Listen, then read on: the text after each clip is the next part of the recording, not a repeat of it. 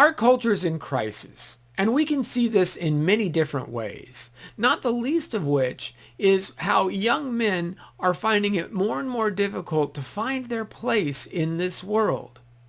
Of course, we've seen it in other aspects, such as understanding the value that our bodies hold and how it relates to us as full human beings, as well as trying to understand what's known as the fact-value dichotomy.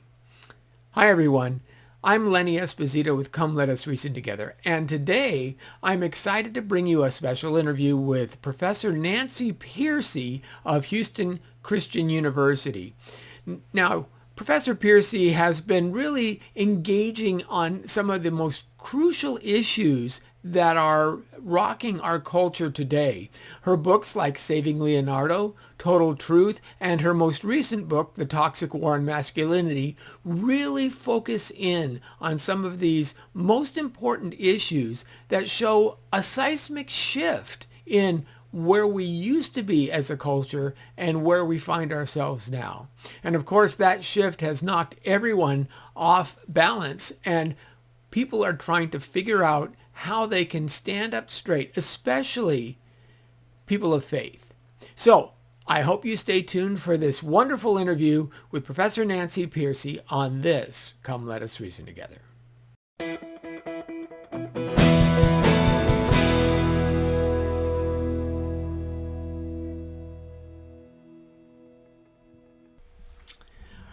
Hi again, everyone. As I said, this is Come Let Us Reason Together, and I am pleased to introduce you to Professor Nancy Pearcey. Nancy is the author of the most recently published book, Toxic War on Masculinity, How Christianity Reconciles the Sexes.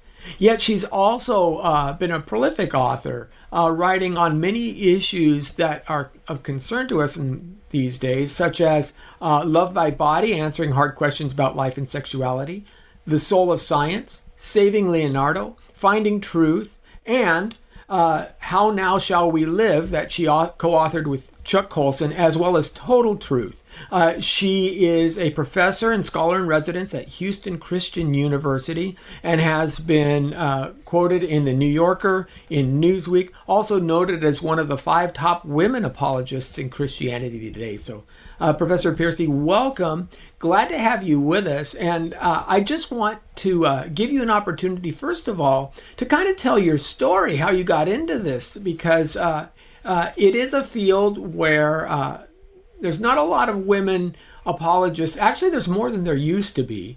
But I think your story particularly is pretty fascinating. And why don't you just kind of tell the folks how this whole thing caught your interest and developed? Yeah, thank you. I'd love to tell my story because it was through apologetics that I became a Christian, and so it's really central to my whole life. But I was raised in a Lutheran home, and I don't know if you know this, but all Scandinavians are Lutheran, so it was kind of an ethnic home. My mother's Swedish, Norwegian, and so.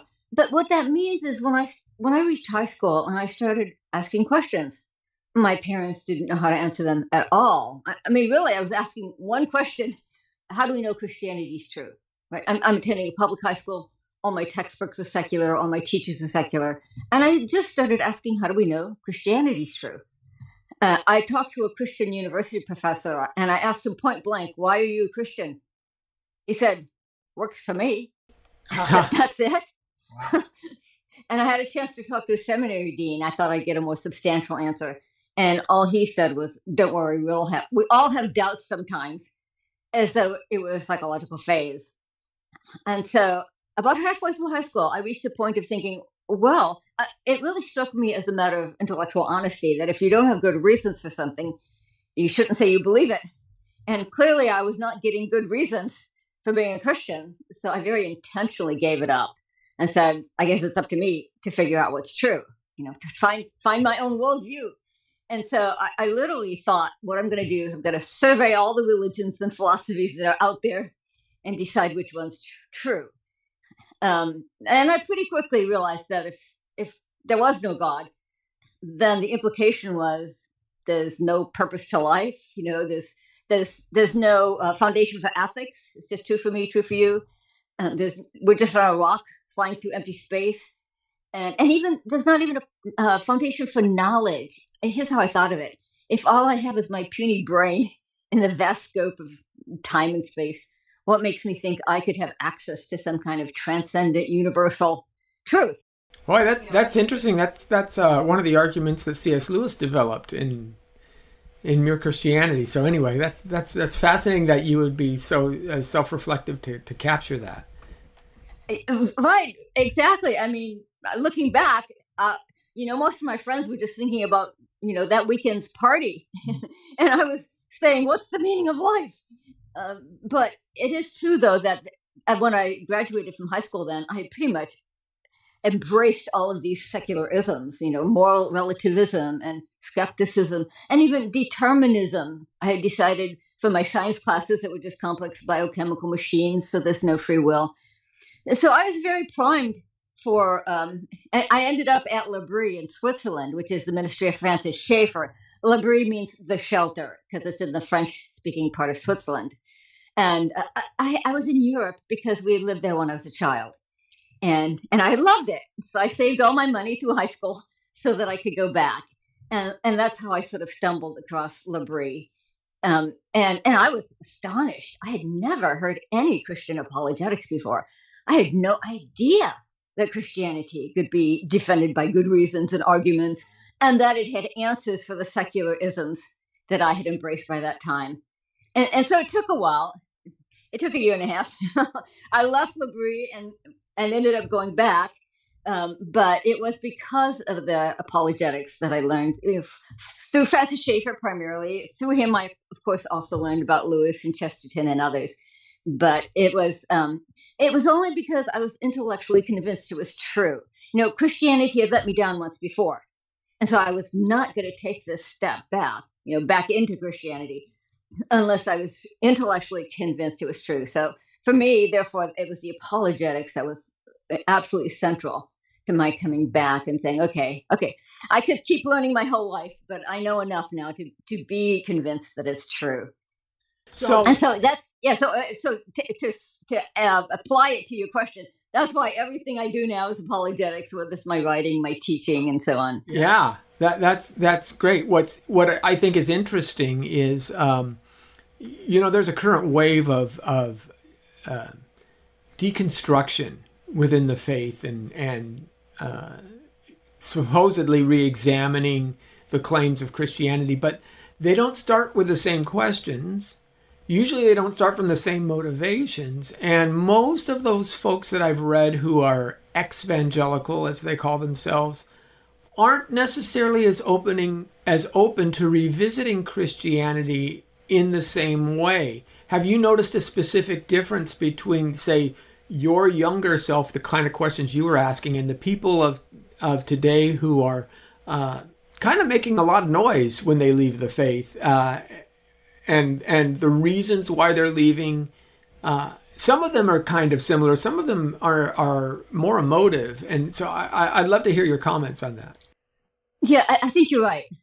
You do meet a lot of people who seem to be more emotionally motivated, conflict with their parents, and so on.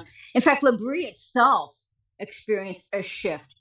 I was there early on when most people knew about L'Abri through word of mouth, to Europe. And most of the students at the time were intellectually seeking non-Christians. The majority of the people there were not Christian. A year and a half later, when I went back, his books had come out. Francis Schaeffer's books had come out. The guy and he was getting known in the Christian world. And the type of student changed. It became emotionally troubled Christians. Whose questions about the faith had mostly to do with the fact that they had, conflicts with their parents and their family background and so on. It was quite different. In fact, L'Abri, the staff there, spent several years saying, what should we do? Different. It's a totally different kind of person coming. And some people said, well, if they're not asking the intellectual questions, we have to actually teach them how to ask the right questions. And then others said, no, if they're coming with more emotional questions, which they need nurturing and, hospitality. And so L'Abri actually split over this. But that's to say that it was kind of a microcosm of what you're talking about. that the type of questions has changed. You know, I was the person who said, if it's not true, I'm out of here, right? I want to know the truth. And today I think that most people are a little bit more like the second group at L'Abri, where it often is more of emotional, kicking against the goads. I don't like my upbringing. And, well, I didn't like my upbringing either. I have to admit that. But that was not the main reason. I was absolutely convinced that, I don't want to make this an emotional thing. I'll tell you what happened. I went to L'Abri with my sister, and my sister became a Christian before the first week was up. Oh, wow. And which made me very angry because she left me to have to fight by myself because I was fighting Christianity at that time. But what happened is when she came home, she lost it immediately too. She said, well, I was emotionally troubled and needy, and the people at L'Abri were very kind. So she knew when she came home that it had just been an emotional thing. And as soon as she got home, she gave it up. And that's why I took a year and a half, because I did not want it to be an emotional thing. I wanted to be honest, intellectual. Yes, I'm convinced it's true. So I think that's a different mentality. That it's kind of the same thing that you're pointing to. Mm-hmm. And we've moved into a much more feeling-centric society, as Carl Trueman says, the therapeutic self, that we value our feelings so much more, and we've kind of been taught that, right? I'm interested in Abigail Schreier's new book, Bad Therapy, because one of the points that she makes, and I think this is fair, she makes the point that we've, for the past 30, 40 years, told our kids to examine their feelings so much that that's where they always start. That's the only thing that they can know is true. And we do. We live in a world of deep fakes. You can't, video, or you can't even believe your ears. Even if it sounds like the individual, it could be a deep fake. Even if it looks like the individual, it could be something mistaken. But your feelings, because they're immediate, right? They're internal. They present themselves immediately. And so there's a assumption, which I think is unwarranted, that our feelings are the only thing to which we can ground reality because they're the only things that we know to be true. Which is an assumption itself. Your feelings can lie to you. Anybody who's ever met a 12-year-old girl telling you that she's in love and she'll die without this boy in her class paying attention to her, will tell you that, no, you may think that is what you're feeling, but that's not really what you're feeling. That's not true love. So anyway, so let's talk about the books. Your latest book is The Toxic War on Masculinity. Now, this is something that's really kind of crescendoed in our culture as we're starting to see a crisis point really in two different realms of our understanding of what it means to be a male, and what the roles are, how we interpret our own understanding of our responsibilities in regard to the broader culture, in regards to family, things like that. One of which is how we are supposed to interact with women. Should we be passive? And we talked about this on a prior podcast. You have the passive male who's kind of an uber feminist type of guy who just is it should do anything to support the woman, or you have the counter reaction to that, the Andrew Tates, the ultra macho guys. So that's one half of the crisis. You're hearing from the feminist front, a woman needs a husband like a fish needs a bicycle, right? So you hear that. I can open the door myself. Don't patronize me. Don't mansplain me. Don't practice your misogyny on me. You hear all of that. So, okay, I can't do any of that. At the same time, you can't be, hyper partisan. And so guys are trying to figure that out. But on the other hand, we see just statistically, there's a huge crisis going on in our culture as men are dwindling educationally. They're drifting off. We have so many more men who are not simply out of work but aren't even seeking a job. So again, they're trying to figure out who they are in this culture. And we've had Christina Hoff Sommers has written about, Richard Reeves has written. So they're secular individual scholars who are noticing this as well. And you come up with something that's a little bit different in your approach, because you say Christianity offers a unique perspective that a lot of the world misses on this. So why don't you tell us a little bit about that? Yeah, so I was as surprised as anyone to run across this data because the media stereotype is that Christian men are exhibit A of toxic masculinity, right? That any notion of male headship turns men into these overbearing, tyrannical patriarchs. I'll give you just one quote. It was easy to find them, but the co-founder of the Church Too movement, which followed the Me Too movement, said this: the theology of male headship feeds the rape culture that we see permeating American Christianity today. A rape culture that permeates Christianity. That's a big claim. The big claim. Well, exactly. And you know what? Social scientists were listening to this and saying, where's your evidence? You're making these charges, but where's your data? And so they went and did the studies. And in my book, I quote some dozen or so studies that all found that, in fact, Christian men who are committed to their faith, who attend church regularly, test out as the most loving and engaged husbands and fathers.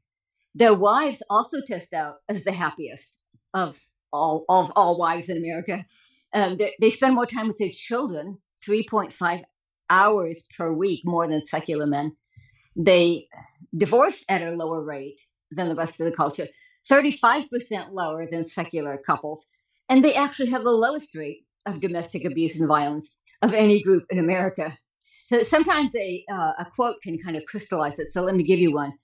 The largest study was done by a sociologist at the University of Virginia. His name is Brad Wilcox. Brad Wilcox, Institute for Family Studies, yes. Yeah, you know him. Yes, he's a great guy. And his stature is such that he gets invited to write articles for places like the New York Times.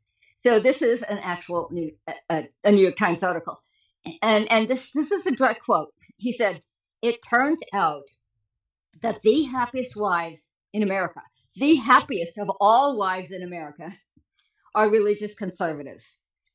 Women who hold conservative gender values and attend church regularly with their husbands have high quality marriages. So this is not a pep talk from some religious leader. This is solid empirical research. And we should be bold about bringing it both into the churches and into the public square. Okay. Well, that's really interesting. And and Brad Wilcox is very cautious because he doesn't make a claim that this is unique to Christianity. As you said, it's conservative religious households. The majority, of course, in the United States are going to be Christian households because the majority of the conservative religious followers today are Christians. But that could be conservative Jewish followers, could be LDS, could be conservative to some Islamic faiths. But what's important to notice that he actually did several studies on evangelicals. Okay. In other words, yes, in my research, I ran into that studies he did on Catholics and Jews and so on. And they do test out higher than secular people. And, they at least have convictions they want to pass on to their children. But, it is evangelical Christians who are targeted the most here in America. And so a lot of the studies actually are on evangelical Christians, not just Brad Wilcox, but, I went through several studies. So that was interesting. What they did to get those numbers, though, is, the first pushback that I always get is, haven't we all heard that Christians divorce at the same rate as the rest of the culture? And so people like Brad Wilcox did go back to the data, and they made that incredibly important distinction between evangelicals who are really committed and go to church regularly from people who identify as evangelicals but who don't attend church. In other words, nominal Christians. So someone who may have been raised in an evangelical home or whose wife maybe is a regular church attendee. So they hold the label, but they're not necessarily as engaged in church personally. Yeah, exactly. In other words, these are surveys, right? So on a survey, they might check the Baptist box, but they don't actually attend church. That's more of a cultural Christianity. Yeah. And they test out dramatically different. They fit all the toxic stereotypes. Their wives report the lowest level of happiness. They spend less time with their kids. They actually have a higher rate of divorce, 20% higher than secular couples. And they have the highest rate of domestic abuse and violence. So this was a stunning finding. Nobody expected this. That if you group evangelicals all together, it's going to be misleading because you'll get men who are better than secular men, and you're going to get men who are worse than secular men. Yeah. And it does say, it does indicate what kind of a challenge the church faces. Because on the one hand, how can we support and affirm the men who are doing a good job? Because we don't always. One of my graduate students works for she's the head of the Christian ministry at a very large Baptist church here in Houston. And she said, on Mother's Day, we hand out roses and tell the women they're wonderful. On Father's Day, we scold the men and tell them to do better. That's right. So we have to stop the scolding. You see, the literature that I cite in my book is not out there in the public yet. In other words, I had to go digging in the academic literature, academic journals to find it. So on the one hand, we need to bring this material into the churches to affirm Christian men who are doing a good job. And I would suggest, on the other hand, we really need to strategize how to have a better way to disciple these men who are at the fringes, who are claiming an evangelical identity, but living worse than secular men. Right. It's going to take a challenge. Well, and you mentioned this in churches, that there's a little bit of confusion, and there's a lot of aspects to modern evangelicalism that we've kind of fallen into a rut. So I'll give you examples with singles ministries. Singles ministries seem to have two poles. One is how to avoid sexual temptations, and the other is how to find the guy to get married. There seems to be no third. What about those folks in 1 Corinthians 7 that Paul says have been specifically called to be single so that they can minister directly unencumbered? You don't see a lot. So that's that. Or in family ministries, you have this kind of you are the spiritual leader of the home, they tell men, right? And the women's ministries seem to be there's a lot of focus on crafts and baking and things. I'm not saying that that's all that there is, but there's a preponderance of these kinds of things where we don't have a fully robust theology of family. Men are kind of wired to provide and protect. And how do we do that through church? What church ministries allow us to provide and protect? I heard of one men's group who I thought it was a wonderful ministry. What they would do is once a month, they would get 4 or 5 guys on a Saturday, and all of the widows in the congregation could come and get their oil changed, for example, that they wouldn't be able to do themselves. Here we're obeying James' command to treat the widows and the orphans, and at the same time we're allowing these guys to exercise their masculinity in a way that's servant-led, but it still gives them this understanding of who they are as they're kind of meant to be. And again, we don't teach a lot of that in our church. So when I see guys, and I'd love to get your thoughts on this, who are saying, oh, how do I fit in today's church? What do you say, or what are you seeing that would make sense, that would give guys this purpose, this meaning? Yeah, I like what you're saying. I have heard of some of those ministries where guys, they don't go out and just have a barbecue. They actually do something, an act of service to some needy part of the congregation or of the community. And I agree with you. That gives men much more sense of purpose and, having an impact, right? Because men like to have a sense of impact. First of all, I think more churches need a men's group. I did not realize before I was researching for this book that the majority of churches do not even have a men's group. Wow. They all have a women's group, but a lot of them do not have a men's group. So first of all, just having a men's group, I think, should be a priority. And one of the most important things that a men's group can do is mentor fatherless boys. Fatherless That's huge. boys. That should be a prime ministry for churches, because 40% of American children are growing up apart from their natural father. Most of them never see their father. It is the highest rate of single parenthood in the world. What a thing to be highest in. And so I think that this is an area where very much, underserved by the churches, is men mentoring, and nurturing fatherless boys could be a huge ministry for the church.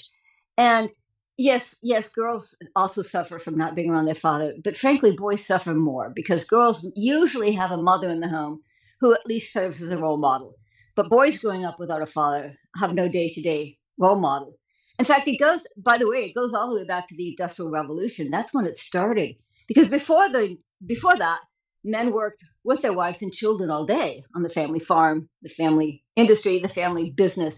And so fathers were just as much part of the family as mothers were, and especially their sons, right? Because their sons were basically apprentices in the father's craft or business. And we're so used to it today that we don't realize that when that first happened in the 19th century, people felt like the family's been gutted. They were in shock when fathers first, the Industrial Revolution took work out of the home. So, of course, men had to follow their work out of the home. And there's a whole slew of articles and books at the time saying, well, here's one. 1842, Parents Magazine said the greatest source of domestic sorrow is that the father can no longer practically even live with his family. That's how it felt to them because he was out of the home all day. It said the father works early and late and finds no time to fulfill his duties to his children. Or another 19th century writer said, God is our father, and yet the prototype of the divine is gone from his family from Sunday to Sunday. Remember, they didn't have Saturdays off yet. And so it was a shock. And people began to complain that boys were growing up without their father's supervision. They were becoming wild and unmanageable. And the phrase, boys will be boys, that's when that started. Before that, they really didn't expect that boys would be just naturally more misbehaving than girls. Nobody thought that. But when boys started growing up without their fathers, then people began to say, something's going wrong with our boys. They're no longer really getting that, that firm hand of their father helping them to grow up. So one historian puts it this way: for the first time in American history, boys experienced an identity crisis. That's when that word actually became relevant. Another one said the Industrial Revolution cut boys off from the world of adult men. They no longer had, day in, day out role models. Another one said, a leading psychologist of the day said, never has the American boy been so wild and so half orphaned and left to female guidance in home, school, and church. So that's why I say we really need to realize this is a long-standing problem. Even when men were technically in the home, it was difficult for them to maintain the level of engagement that they'd once had. And by the way, that's where all of these negative stereotypes come from. The Homer Simpson stereotype, where the dad is always sort of the bumbling idiot. You even see that in the 19th century. I was astonished at how early it showed up. As soon as fathers were out of the home, you started to see literature saying fathers have become irrelevant, superfluous, out of touch, and incompetent. I thought, whoa, already back then. So there's another aspect to this, though, I'm curious about, because one of the interesting things with parents is the way they approach, say, a baby. You take a 1 month old, 8 month old, not a 1 month old. They wouldn't do that, but 8 months old, a 1 year old. Mothers will grab the baby, they'll coddle the baby, they'll love the baby. Fathers do too.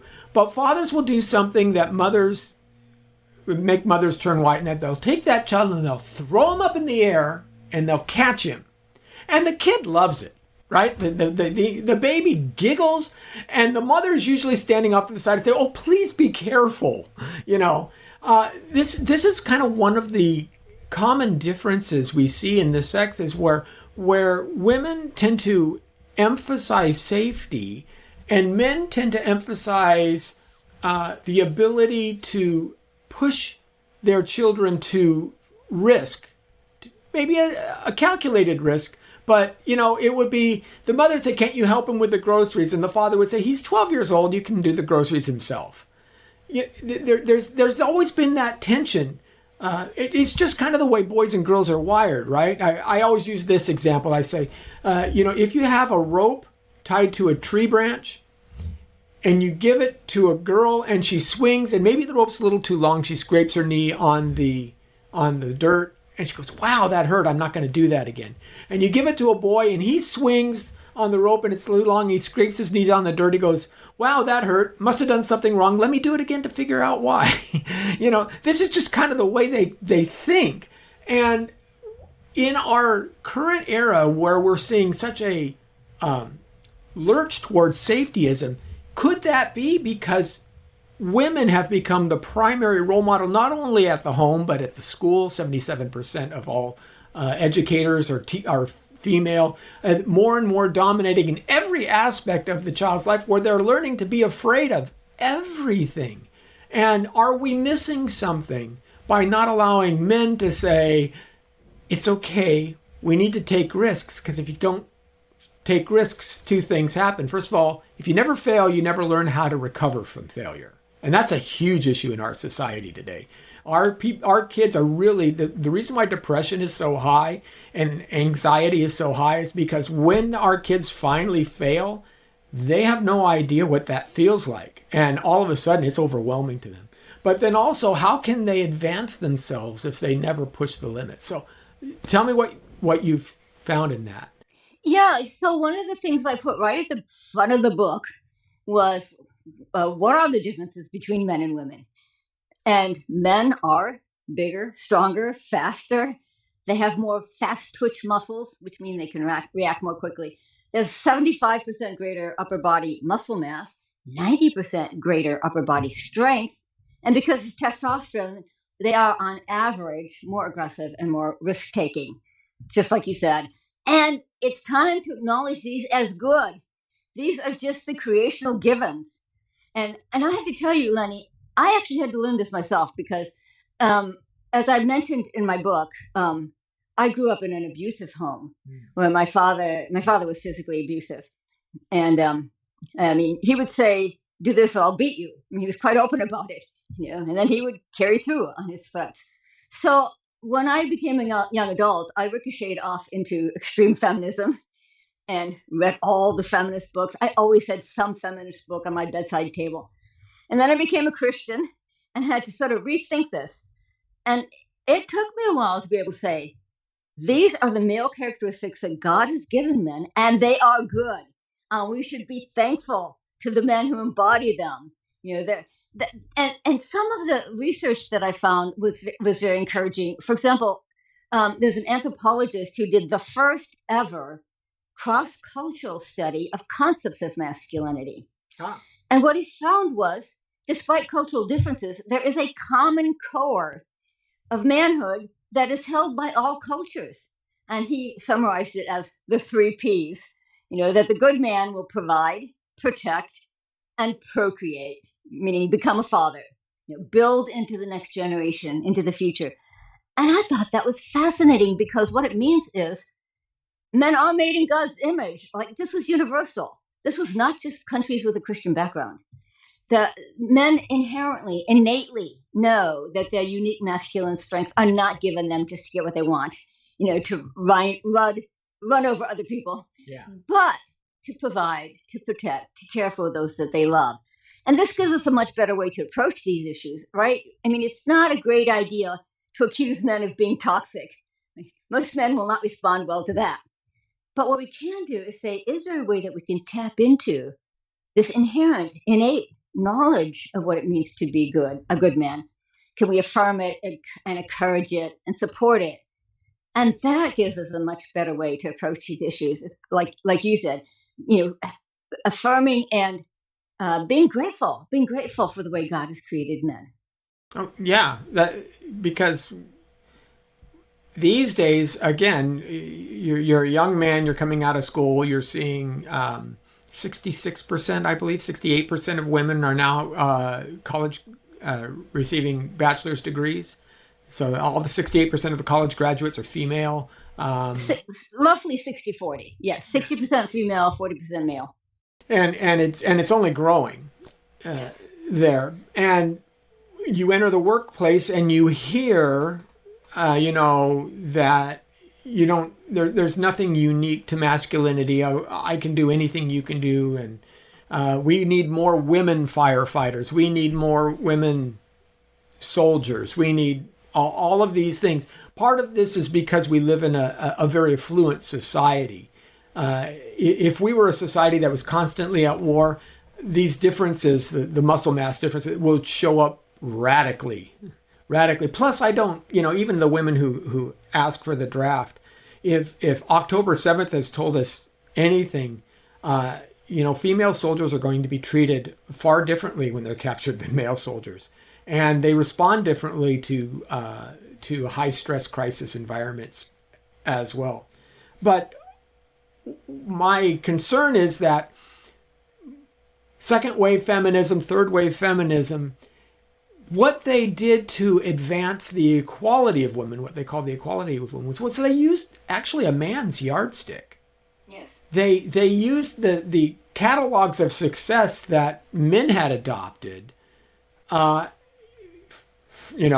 free love, right? Sex without consequence, working outside the home for hours on end in order to achieve a higher individual ranking. And I often wonder, I've been really fascinated about your point on how the Industrial Revolution has reshaped our society. I often wonder if that contributed to our hyper individualism, because now you aren't lauded for being a good father, right? That's not one of the primary accolades that you get. But if you make it on your own in the office, well, it doesn't matter if you have family or not. They're superfluous. It's you got the corner office, you got this specific title, you got this bonus at the end of the year. So all of a sudden, it actually helps contribute to the isolation of individuals, as opposed to understanding the primary unit of society being the family, which is really interesting. Oh, very much. When I mentioned the impact of the Industrial Revolution, when men had to leave the home and work in factories and offices, it was the first time in American history that they were not working alongside people they loved and had a moral bond with, their family members. Instead, they were working as individuals in competition with other men. And that was a very different environment.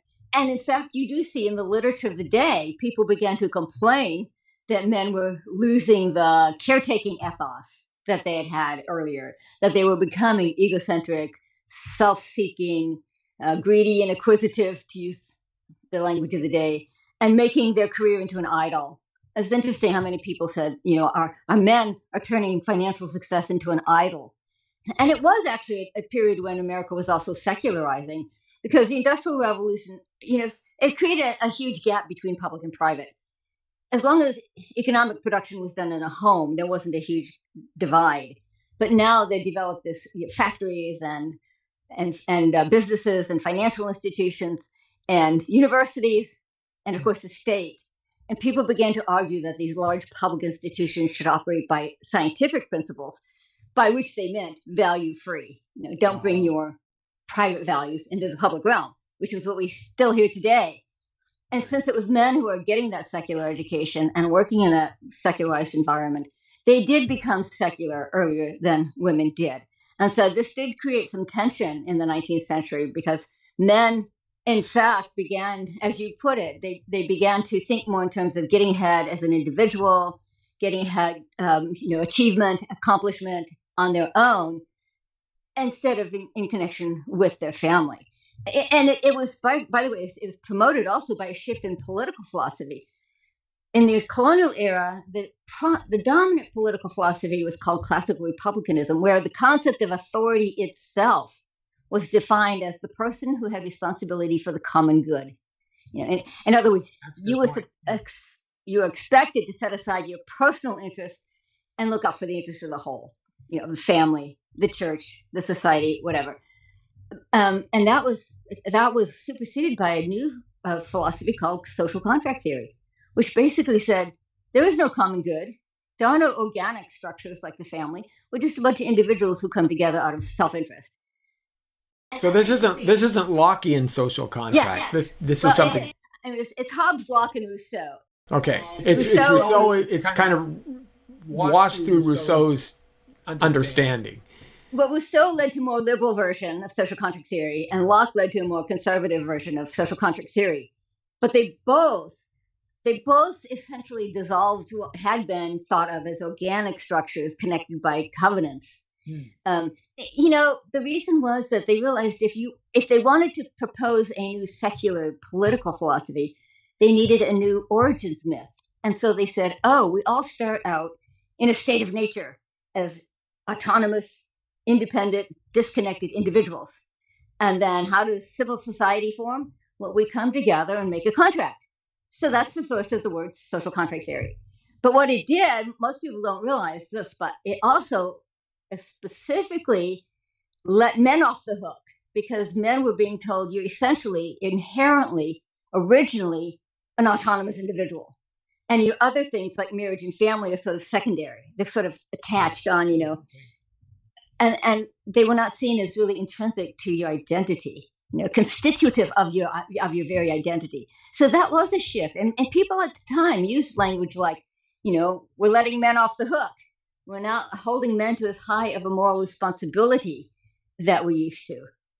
So this is one of the things we're up against as Christians is our secular culture has let down its expectations of men in many ways. And everyone, actually, all aspects of family. Yeah. But it's a book on men, so. Yeah. So I do want to talk about some of the other aspects of the other writings that you've done, because like I said, it's been really fascinating. When the transgender issue was just starting to break, 2015, something like that. One of the things that I was thinking through at the time was, there was this the idea of there was the stereotype of the youth pastor, right? The coiffed beard, skinny jeans, and armful of tattoos, that kind of thing, and smoke screens and all the fun stuff that goes with it.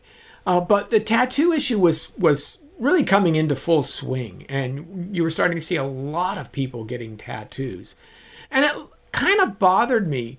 Not that I'm going to say that tattoos in and of themselves are sinful, but there is a underlying assumption that young people have that a tattoo, because it's not expressly prohibited, is okay since it's my body and I can do what I want with it, right? And we've heard this phrasing, do what you want with your, since really the abortion debate. But that's kind of a Gnostic approach. And I started thinking, again, you know what? I have never heard even a sermon on the theology of the body. We never talk about it. And what it's led to then is the ultimate extension of that becomes, well, if it's okay if I can change the way it looks through ink, maybe it's okay if I can change the way it looks through surgery. And then maybe it's okay if I can change the way it looks through hormone replacement therapy, right? Because those are just differences in degree. They're not necessarily differences in kind. And that was until it exploded, people didn't realize how big of an issue it could be. So. Yeah, and what's interesting is that it's really represented a reversal, because in the past, Christians were thought to have a very low view of the body, right? This world doesn't matter. All that matters is the next world, getting into heaven. Spiritual things are more important than this world. And then the transgenderism craze took off, and suddenly we found out that as Christians who are defending the dignity and value of the body and of biological sex, and that, your body is a gift from God, and you should live in accord with your body. You should honor the biology that God has given you. And suddenly the whole argument changed. And a lot of Christians haven't quite quite caught up with the way that the argument has changed. Like I get asked sometimes, people are no longer asking, is Christianity true? They're asking, why are Christians such bigots? Yes. And so what do you say to that? And I say, well, I turn the tables. I actually show that it's a secular view that has a very low view of the dignity and value of the body, with transgenderism being the most obvious. BBC did a documentary on the subject, and the tagline was, at the heart of the debate is the idea that your mind can be at war with your body. And at that war, it's the mind that wins. Well, BBC had something, again, a short video for teenagers. And it featured a young girl who identified as non-binary. And she said, it doesn't matter what meat skeleton you've been born in. It's your feelings that count. And so your body's been demoted to a meat skeleton. Well, there's a male to female transsexual who did a Kickstarter for a film, a documentary, which was titled, I Am Not My Body. There it is. It's not part of my authentic self. And even the Washington Post had an article on curricula down to first graders, where they're told just because you have boy parts doesn't mean you're a boy. Or actually, it was even worse. It said, just because you have what some people call boy parts doesn't mean you're a boy. Just because you have what some people call girl parts doesn't mean you're a girl. So there was actually a news story where a girl had come home from first grade, and she said to her mom, my teacher said just because I have girl parts doesn't mean I'm a girl. Will you please take me to a doctor so we can find out what I am? Oh. And it was in the news because the parents were taking the school to court for emotional distress. But our kids are coming home. Well, and even toddlers. Did you see Blue's Clues during last June during Pride Month, where they issued a gay pride parade? And so toddlers. Yeah. By the way, I show that to my students, and they all go, "Wow, I was raised on Blue's Clues." But now Blue's Clues is become a way of saying your body gives no clue to your identity, and so it's the idea that your body is just totally irrelevant and insignificant and has nothing to do with your authentic self. It's my job to read what the academics say. So let me tell you, I think this was the first book, perhaps the only book so far, that gave an academic defense of transgenderism by a Princeton University professor, and she wrote, what the physical body tells us is nothing. It has no meaning at all. And I thought, there it is. That is the heart of what's being taught to young people today. Your body has no meaning at all, which means that Christians have a wonderful opportunity to say, actually, a biblical view says your body has great value and dignity. It's a handiwork of God who loves you and cares for you. We're not products of blind material forces. But we're products of a loving creator. And our job then is to accept our bodies as God made them and to live in harmony with our bodies. And it's a much more positive way of expressing the biblical message. Yeah, one of the earliest, again, heresies that Christianity faced was the idea of Gnosticism that said basically the same thing. Your spiritual self is the ultimate reality. Your physical self is not. And the proper counter to that, of course, is there is a reason why we will be resurrected, because you are not completely human until you are both body and soul reunited. And God will never make a human being something that's less than human. So this is why even those who are destined for eternal torment are resurrected body and soul, because God will never leave them as something less than human. They're always, and Jesus, God himself, took on a physical body and rose again in that body and holds that body forever in heaven. So our physical nature is easily equal to our spiritual nature. But you're right. In the church, we've given so much lip service to denying the flesh and abiding by the Spirit that I think people have misunderstood what those passages mean. And it's again, where those fruits lie. And it is nice to know that the Christian church has faced this from the beginning. Yeah. It was not only Gnosticism, but Neoplatonism and Manichaeism. That's Manichae. True. All of these ancient isms said that this world has no value. It's the place of death, decay, and destruction. And so the goal of salvation was to escape from the material world. And over against that, Christianity said, no. First of all, this world was made by a good God, and so it's intrinsically good. And secondly, the incarnation, that the same good God had actually taken on a physical body. That was the greatest scandal of the time, by the way, the idea that God had come into the physical world. And when he was executed on a Roman cross, we might say he did escape the physical world, as Gnosticism taught we should aspire to do. But what did he do then? He came back in a physical body. That's why Paul says the resurrection of the body is foolishness to the Greeks in 1 Corinthians, foolishness to the Greeks, because they really did argue, wait a minute, who would want to come back to the realm of the body? Yeah. This is not spiritual progress. And as you said, at the end of time, God is not going to say, scrap the material world and say, oh, I made a mistake the first time around. He's going to renew it and restore it. And from the beginning, Christians have affirmed the resurrection of the body, because the body is intrinsic to who we are. And so Christianity has a much higher view of the body and the physical world than any other religion or philosophy. We need to realize that. We really need to recognize the treasure that we have, so that when we communicate it to people, we communicate with that joy and thankfulness that, look, we have something really wonderful here in the Christian worldview that we'd like to share with you. Well, does a lot of this come down to really what you emphasized in Saving Leonardo, the whole fact-value dichotomy? I mean, ultimately, this is where a lot of our issues start, because people, like we talked about, they're feelings driven. They don't even understand the idea that there can be an objective answer to things like, is it right to change your body? Is it right to not worship God? Can you say that there is an objective answer to that in the same way that 2 + 2 = 4 or something like that? Yeah, that's a good point. It is one of the major themes of Francis Schaeffer's work, since, I had the experience of studying there. He didn't use the word fact value yet. I don't think that was in circulation, but he talked about the split view of truth. The upper level and lower level. Yeah, he used the metaphor of 2 stories in a building. That's so you right. had a lower story where you have science and fact and objective truth.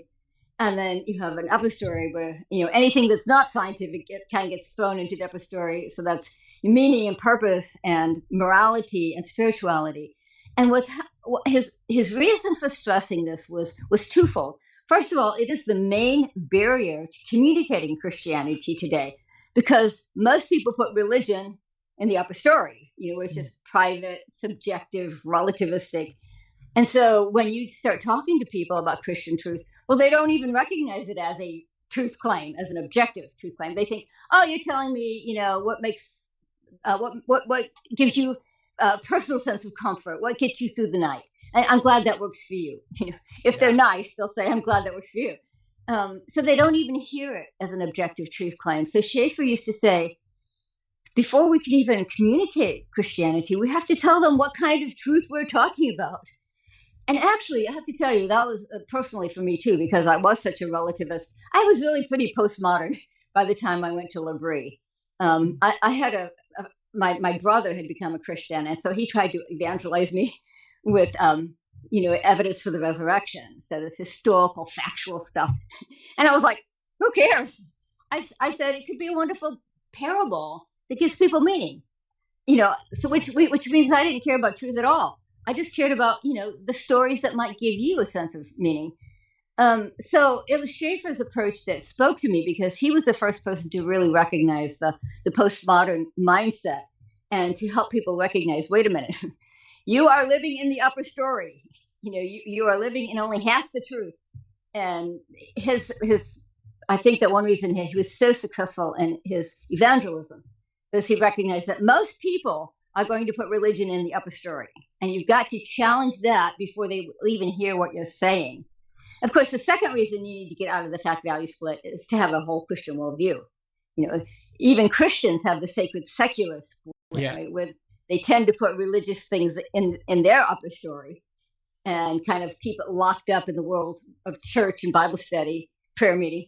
And they don't really see how Christianity applies to the rest of the world and how it comes out into the quote-unquote secular realm. So that divided concept of truth is the biggest barrier to evangelism, and it's the biggest barrier to having a whole consistent, coherent worldview. Okay, so I have a couple of questions now. First of all, I better find out what you're working on next to understand where we're going with this, because I think you've been so good at keeping your finger on the pulse of just the most relevant questions that we're wrestling with. What do you have coming up? Well, to be honest, I haven't had a lot of time yet because this book is taking so much time, with podcasts.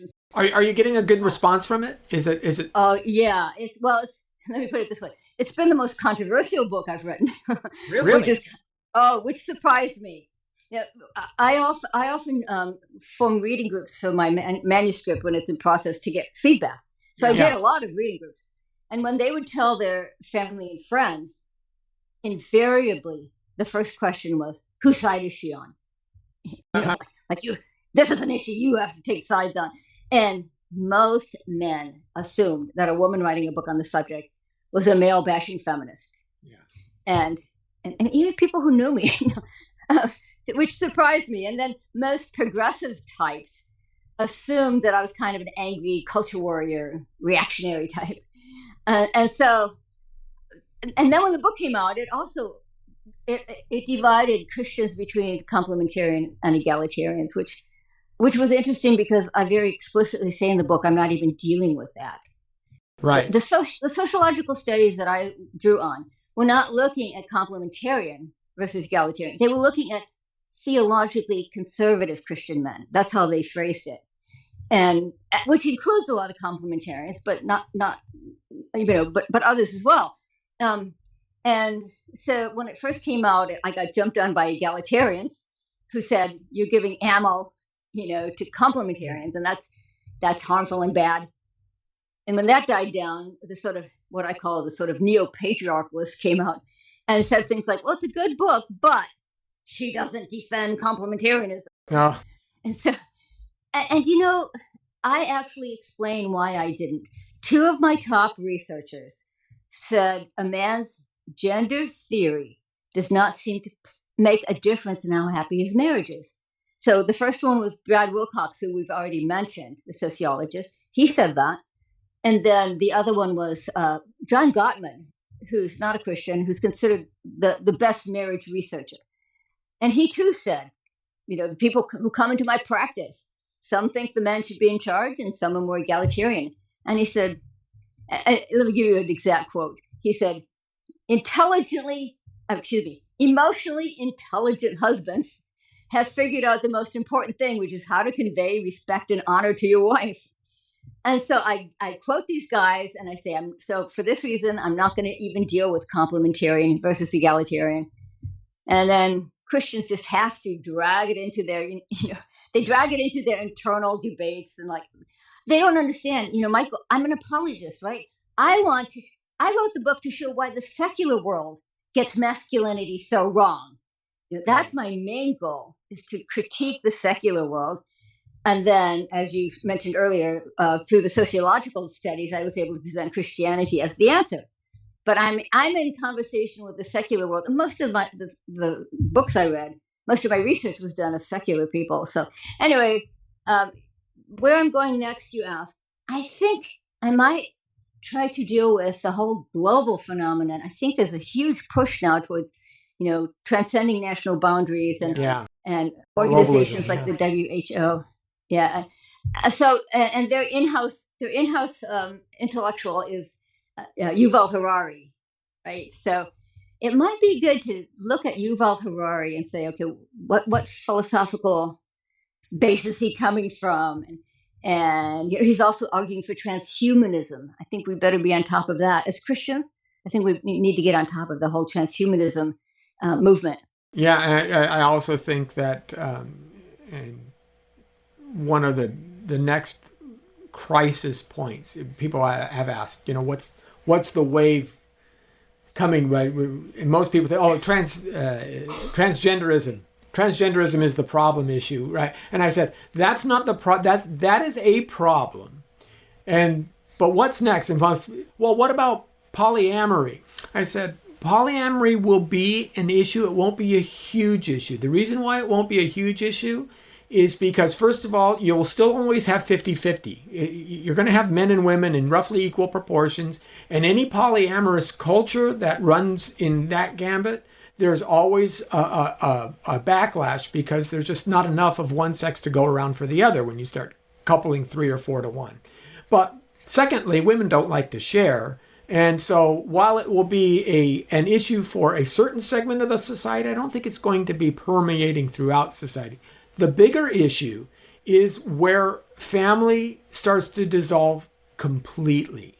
The fact that people aren't having babies, that's the big issue, because what that means is, and we're starting to see it now, we started to see it a little bit with COVID, the individuals who are found in their apartments, they had passed away 3 weeks ago and nobody knew. Why? Because they have no children. They have no one to find out what's going on. Brad Wilcox's new book, Get Married, is a good point in this. But we're also seeing, the push towards artificial wombs. And why is that? Because now homosexual couples can have children. And then you get CRISPR-Cas9 gene editing that starts to go on top. When you start divorcing all of these things from their natural boundaries, which is biological marriage and procreation, that I think is going to be a much more critical point, because it is through the family that our morality is transmitted, that our understanding of who we are, beliefs are transmitted, as well as just how our culture is perpetuated. And every culture that has abandoned family for self-interest has basically collapsed. So that's the thing that I see that's really on the crisis point.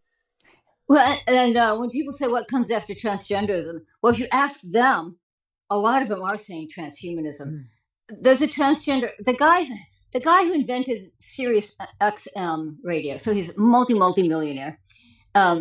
So he got married and has kids, and then decided he was really a woman. So he went from Martin to Martine Rothblatt, and he has a book titled "From Transgender to Transhuman," and he is arguing, and so are some other big transhumanists are saying, well, transgenderism is what's giving us the stepping stone to transhumanism, and I think it will include what you talked about, artificial wombs and so on. I think maybe the bigger label over all of it is transhumanism, because what they're saying is, transcending biology. Ray Kurzweil, who was the director of engineering for Google, so that gives you a sense of his stature, said, species, that's a biological term. What we're doing is transcending biology. So talk about a denigration of the body, the denigration of, who we are as physical beings. Once again, it's Christians who are saying, that we should value and that we should live in accord with our biological sex. It's just an amazing reversal that we're the ones now standing up for the goodness of God's material creation. And there is this thinker who really put a finger on this. So she's a fairly well-known lesbian and public intellectual named Camille Paglia. Yes. You know her. But by the way, she's now come out as transgender. Oh, really? Yeah. She's been saying this for about a year now. Okay. That she's now transgender. She has not changed her appearance or anything, but she's now, if you listen to interviews, she says she's transgender. But here, listen to how she actually lays out the philosophy. She says, she's a bit of an iconoclastic feminist, because she says sex is not a social construction. She says nature made us male and female. She says nature designed us for sexual reproduction, which I thought was an interesting term for an atheist. We are designed. But if that's the case, how did she justify being lesbian or now transgender? And here's how she puts it.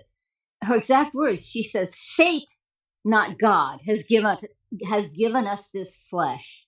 We have absolute claim to our bodies and may do with them as we see fit.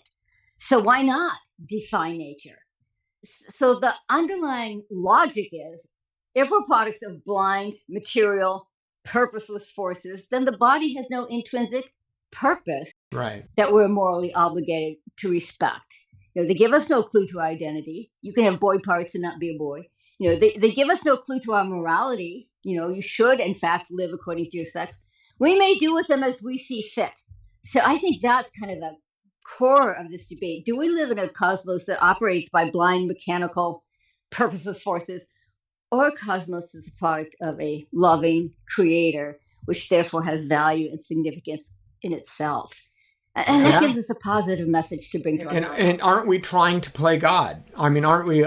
Isn't it the ultimate sin? You will be like God, being able to control the thing, right? It was Nimrod's failure in Genesis 11, and what worries me is in Genesis 11 was the words that God says is, now nothing they choose to do will be withheld from them, and I think that's actually a God's curse upon us. Okay, you want to run with what you think is your technology? Let's see where that puts you. And so I am curious, though, if Camille Paglia was a lesbian and then became transgender, does that mean that she's now heterosexual and her lesbianism has... I don't know. I want to ask her that. Are you saying that there's a cure for homosexuality because now you're transgender and that means you're... I don't know. Well, you have to recognize parents of transgender kids, they have websites where they meet and they discuss. And so one of the things they've talked about is these were very secular parents who had no trouble with their kids being homosexual or lesbian or gay. What they do have a problem with is the transgenderism, because that means you're going to destroy your body with drugs and surgery.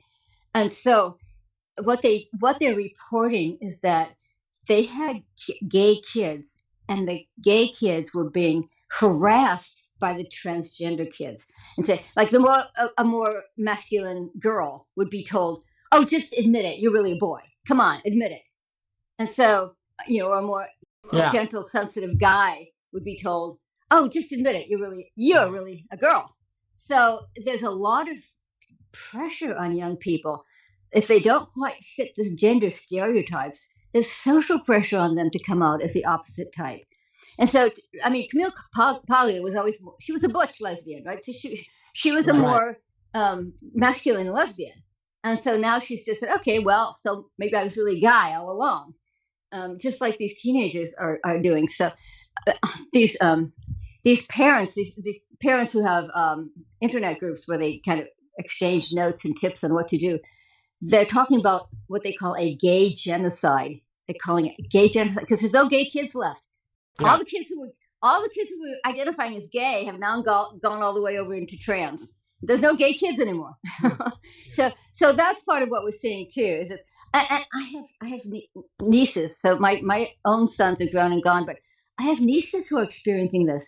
At age 11, age 12, they're coming to their parents and they're saying, kids at school are constantly saying, "Are you gay? Are you trans? Are you gay?" Like this is the only thing that's important. Everybody has to be a victim almost. Yeah. And one of them actually was pressured too. So I guess she was a little more masculine. I never thought she was, but when she went from homeschooling, to public school, and the kids told her, "Oh, you're gay." She said, "No, I'm not." "Yes, you are." And so finally she thought, well, who knows? Maybe I am. So she went through a gay phase, a lesbian phase, and then she went through a trans phase, and now she's back to lesbian. But it all started because of peer pressure at school. So we have to realize our kids are under a lot of pressure. And part of our empathy has to be realizing this. They're under a very different culture, than what we grew up with. Oh, absolutely. Yeah. And again, it's a lot more performative. It's the likes and the clicks, and that's how they gauge their self-worth, unfortunately. It strikes me, in order to just kind of put a cherry on all this, that the only way these kinds of maladies could surface is in a scientific culture where we assume that the scalpel and modern medical techniques, modern scientific enterprise is so sophisticated that it can overcome any biological impediments that we see about ourselves. Now, of course, in reality, that's not true. And the other side works really, really hard to not talk about the detransitioners, to not talk about the dreadful consequences of going down all these. But you wouldn't have this 100 years ago, because simply there was just no way to physically execute these whole transgender concepts. You know, you could dress up maybe, but the reason why it didn't take off is because there was no surgery. There was no assumption that science über alles is going to be our ultimate rescue, right? And I think The Soul of Science, you kind of touch on some of that. Yeah, good. Yeah, I'm glad you mentioned that. That was my first book, The Soul of Science, which traces the interplay between science and Christianity from this time of the scientific revolution. But yeah, there are times when you can have a shift in philosophy, but it never really takes hold until science produces a way of actually living that way. You know, the prime example is the pill. Yeah. People could believe in what they called free love, right? Which meant, you know, sleeping around. Like the flappers, you know, the 1920s, it really took off, the idea that you know, marriage is old-fashioned and we should all be able to sleep with one another. But nobody could really live it up because there were going to be babies, you know, and who's going to take care of the babies? So nobody could really live out that kind of hedonism until the pill became a cheap, easy way to control fertility. And so that's why the pill had such an enormous social impact, because the philosophy was pretty much already in place, but people couldn't live it out in practice. And the pill, and other forms of birth control, but the pill is kind of like the easiest, simplest, cheapest chemical way to control fertility. And it had a huge impact on people's understanding of sexuality and sexual morality and so on. So that's another example. I think you're right about transgenderism. It too is an example where maybe there was some thoughts about it already, but nobody could really live it out because we didn't have the science yet. And I like your way of putting it. That's kind of a scientific attitude that whatever science can do, well, that becomes the new reality. Yeah, it's a brave new world in which we live. And I think Huxley was actually more prescient than Orwell. Although, yeah, I can see top-down government, you know, Orwellian 1984 and doublespeak and things like that. But Huxley centered the dissolution of the family and the whole cultural malaise on the people's desire for soma, right? It was just give me what I want, just make me feel good, and then I'll sleep through whatever program you have, right? I'll be an alpha, beta, gamma, delta, epsilon. I'll just conform as long as I get my soma, as long as I get my feelings met. And I think Huxley had his finger on a pulse there that we ignore. So it seems. Yeah, well, what was it? Entertaining ourselves to death. Yes. Right. Muggeridge. Yeah. And the medium is the message and all of that. So yeah, absolutely. Absolutely. Well, thank you so much for the time, Nancy. It's been wonderful talking with you. Any last thoughts that you'd like to share with our folks? Well, I should give you my website, so nancypearcey.com. And we'll link to that in below. Yeah. My publisher very kindly redesigned it recently and made it fun and colorful. So you can come on over and you can browse the books. You've been so kind about mentioning several titles. Yeah, we'll put links to all of them below the video too. So you can. Yeah, so nancypearcey.com. And people do. There's a place to leave messages, and people do, which I really appreciate. I don't have time to answer all of them, but if you would like to, come on by nancypearcey.com and leave a message. Say hello. Okay, great. Well, thank you so much, Nancy. I had a wonderful time talking with you, and I'll make sure that we do it again soon. I would love it. Oh, yes, that would be good. Thank you. Thanks. And thank you for inviting me. You're very welcome. Okay.